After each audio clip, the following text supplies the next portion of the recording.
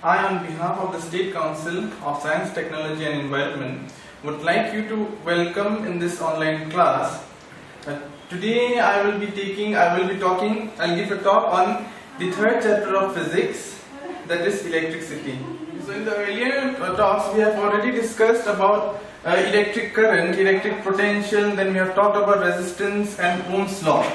So today we'll be starting with electronic circuit. Now what is an electronic circuit? Now suppose if I want to move from one place to another place, what I do, I follow a certain path, and in this path I may walk for a certain distance, I may take vehicle for a certain distance. So similarly, for an electric appliance to work, I need electric current to flow through it, and for electric current to flow through it, it has to follow a certain path. So basically the path followed by electric current is known as the electric circuit.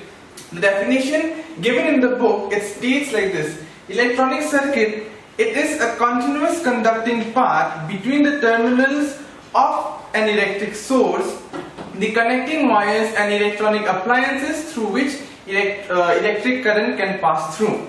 So basically, in an electric circuit, I have these components. First, I have an electric source.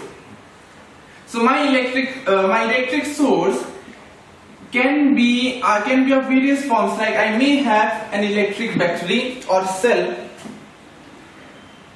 I may have generators or dynamo, and many other components which can be used as a source. Then I have connecting wires and electrical appliances. Electrical appliances are the various electrical devices that we are using, like your television, maybe your electric fans, your lights, electric bulbs. So these are your electronic applications. Now, electronic circuits can be of two types. I may have a closed circuit or I may have an open circuit. So let's look at this. What is this closed circuit and open circuit? Again, let's look at an example. Suppose I have a container filled with water. I have a pipe which is connected to the container, and at a certain point I have another container where I need to collect this water. So basically I have a source of water, I have a connecting pipe, and I have a destination where I want to collect the water coming out from here. So now if I have a tap in here, if I open the tap, water will flow from this tank and I can get this water in this container. But what if by some means I can cut this pipe in here? So what happens, instead of getting water in this container, what will I get? Water will flow off from this. But basically what I'm trying to say in here is that I'm not getting the required water in my destination. So similarly for your electric circuits. Now certain circuits are said to be open or closed. See, in certain circuits, I have a proper connection between the different components of electrical circuit. That means I have a proper combination between the source, between the connecting wires and the electrical appliance. So in this type of circuits, a continuous current flows through the circuits. But in other type of circuits, there may be some broken point at some point in the circuit. What I mean, like at certain point in the circuit, it is broken at certain points. So basically current cannot flow through these type of circuits. So what is a closed circuit? According to definition, it says that it is a circuit where there is a proper connection between the different components of the circuit so that electric current can flow through it. Whereas open circuits are circuits where the connection is broken at certain points, so no current can flow through it. So these are the two circuits that I need to remember. Now, I have a circuit diagram. We have talked about electric circuits. What is a circuit? It is a path. Now what if I want to represent this path in a piece of paper? What I have to draw the different components of this circuit. I have to draw a wire, I have to draw a bulb, which is difficult for me. So instead of doing this, I am using certain symbols to do so. So what is a circuit diagram? A circuit diagram is nothing but a pictorial representation of the electronic circuit by using symbols. I am not drawing the actual figure of a wire or a bulb, but instead I am using these symbols. So these are the symbols that we need to know, which are important. A connecting wire, the symbol for electrical symbol for connecting wire is just simply a straight line. I have an open switch and a closed switch. I have to be careful in here. This is an open switch. An open, what is the function of a switch? It is to either stop current from flowing or to allow current from flowing. How it does so? It just breaks off the connection. So this is an open switch. There is a breakage of current in here. It can be represented in this way, or another way of representing in this is this. There is a breakage of current in here. This is a closed switch. In here there is a flow of current, continuous flow of current. So this is a closed switch, or another way of representing this symbol is this. Then I have a battery or a cell. What is the function of a cell? It is to maintain a constant potential difference. Basically, it is a source of electrical energy. Apart from these devices, I have other important devices that we need to know, like your resistance or resistors. The electrical symbol of resistors is this. I have a straight line, then I have this pattern. This is the symbol for electrical resistance, and I have electrical bulb. The symbol for electrical bulb is this. So these are few electrical components that I felt is important for the circuit diagrams necessary in this chapter. Apart from these, there are other electrical symbols of other electrical components in the book. You can go through the other symbols. Okay, so earlier we talked about resistors. So what are resistors? Resistors are devices which offer some resistance in the circuit. So now what are the uses of resistors? Now if you look in our electric circuits, resistors are used in a very wide range. Why is it used? Because there are certain devices which works with certain amount of current. What I mean is that I may get from the source a huge amount of current, but there are devices which will not work at that amount of current. I need to reduce this amount of current, or for that matter potential difference. So to do so, I am using resistors. Now again, using of this resistors may not be I may not acquire the required resistance by using a single resistor. So what I need to do, I need to take many resistors and then I need to combine them. What I mean, as I told you, from the source I am getting a huge amount of current. Suppose I am getting, just for example, I am getting a current of 10 amperes. Now for the circuit or for the device to work, I need to reduce this current to a resistance of, to a current of suppose 2 amperes. So to do so, to convert this huge amount of current to this current, what I am using a resistor or resistors. So I may not accomplish this by using a single resistor. So what I need to do, I need to combine many resistors to get the equivalent or the required resistance. So combination of resistors can be done in two methods. I may have a series combination or I may have a parallel combination. Let us again look at an example to understand this. Suppose I have a circuit or an electrical device which will work at a resistance of 10 ohm. But I have resistors, I have two resistors. Suppose I have a resistor of 4 ohm and suppose 6 ohm.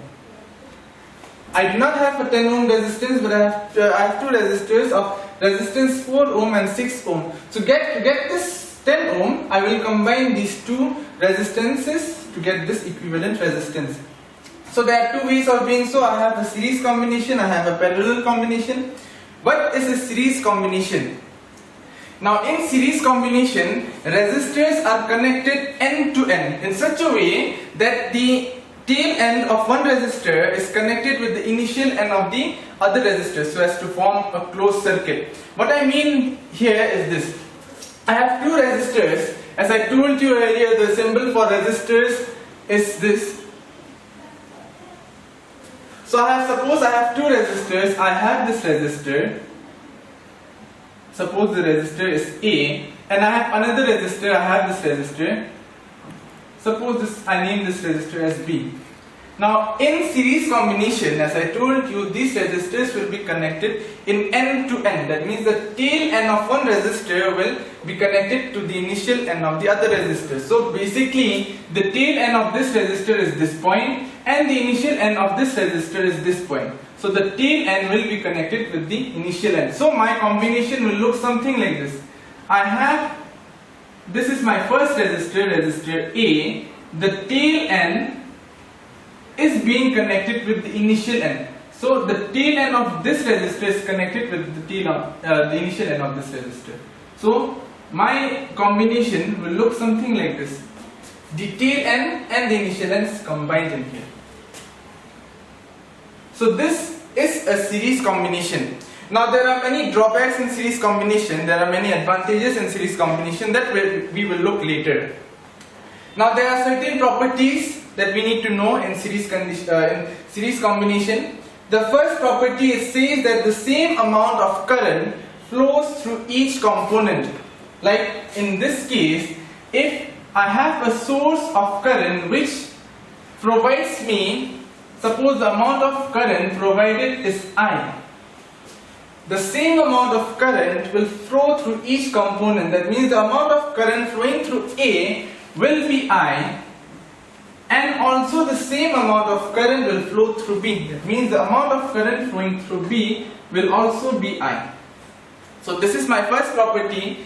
The second property is that there is a continuous drop in potential difference. That means the potential difference in here and in here will be different, and it will get reduced. Like for example, suppose I connect this with a source of potential difference. The initial potential difference or the potential or difference due to external source is suppose V, capital V.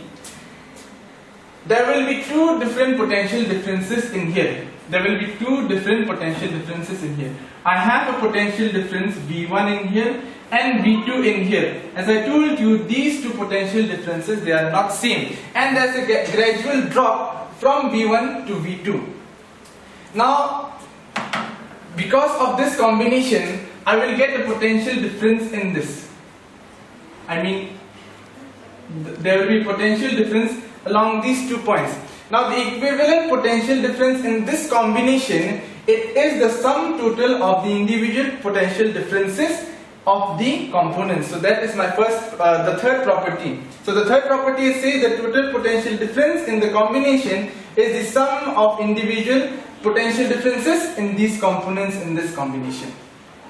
So this I have to keep in mind. So again, from the third property, I get a very important relation which we need to use in the numericals. It says the total potential difference. So if my total potential difference, if I am assuming my total potential difference to be V,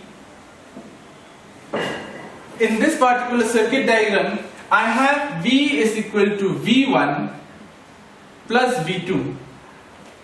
Now we already did Ohm's law in the earlier talks. What was Ohm's law? Ohm's law, from the mathematical representation of Ohm's law, was V is equal to IR. So I am just replacing this in here. Suppose the equivalent or the equivalent resistance, the total resistance in this circuit is R. So if the total resistance or the equivalent resistance is R, I have this relation. From here I have V is equal to V1 plus V2. I am using this equation in here. So my V, I am writing this as I, because I amount of current is flowing through it.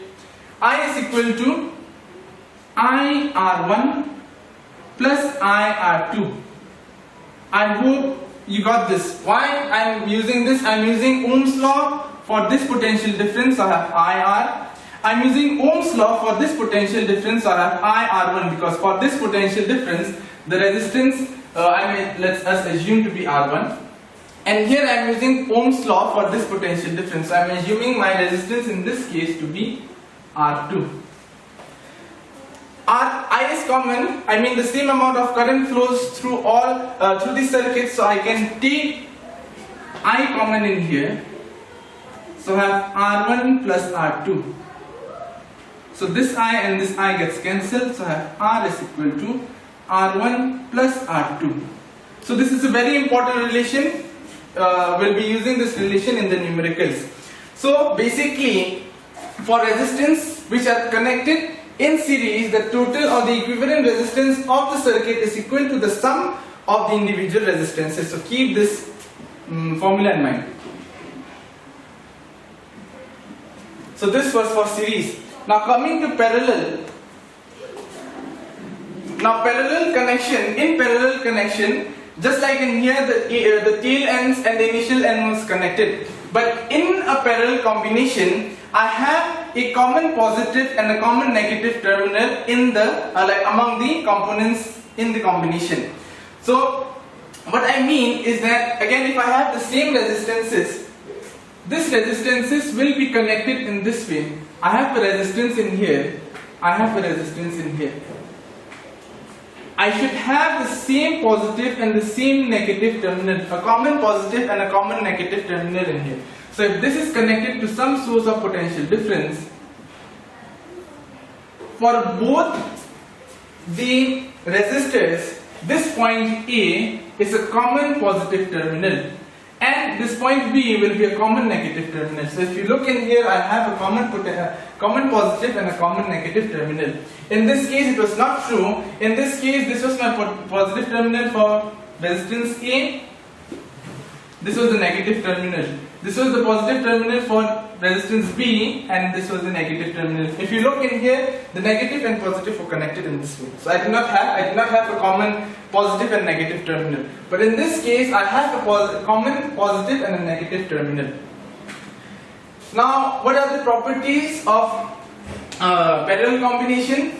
In here the potential difference will remain same in both the components, through both the components. That means the same amount of potential difference will be applied across the end of these resistors. Now the second property, it says that the amount of current will change. The amount of current flowing through this resistor and this resistor will be different. Suppose the amount of current flowing through the circuit is I. The amount of current flowing through this resistance will not be I, but it will be some other current, so I am assuming to be I1, and through this will be some other current, again I am assuming this to be I2. The third property, it says the total current in the combination. So if I consider the current in the combination to be, suppose I0, this current in this combination, or the total current in this combination, will be the sum of currents flowing through the individual resistors. So again, using the third property,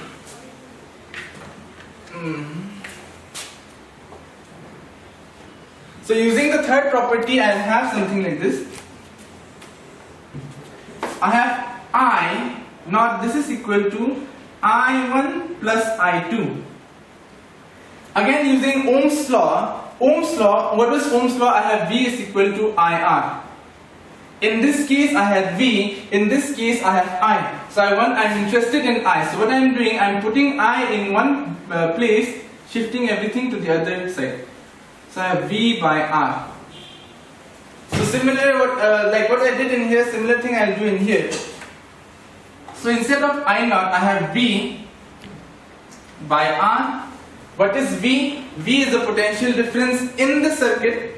What is R? R is the equivalent resistance in the combination. Now I1, I am representing this by V by R1. Again, what is R1? R1 is the resistance of this resistor, the first resistor. And I2, I am representing this by V by R2. So what is R2? R2 is the resistance in the second resistor. Now again, as I like the first property, says the same amount of potential difference flows through the circuit. So basically I can take common V in here. So I have V by R. This is equal to V, I am taking common 1 by R1 plus 1 by R2. So V and V gets cancelled. Ultimately I have 1 by R this is equal to 1 by R1 plus 1 by R2. So from here I am getting the relationship of R when the relationship of the equivalent resistance when the resistors are connected in parallel. So this and this formula, these two formulas are very important from the numerical point of view. Now if you look at the difference between these two, the series combination and parallel combination. In a series combination, the same amount of current flows through it, but in a parallel combination, the potential difference remains same.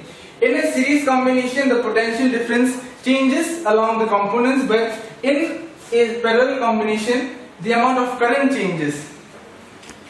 In a series combination, the total potential difference is equal to the sum of potential differences in the individual components, whereas in a parallel combination, the total current flowing in the combination is equal to the individual currents in the equivalent, in each component.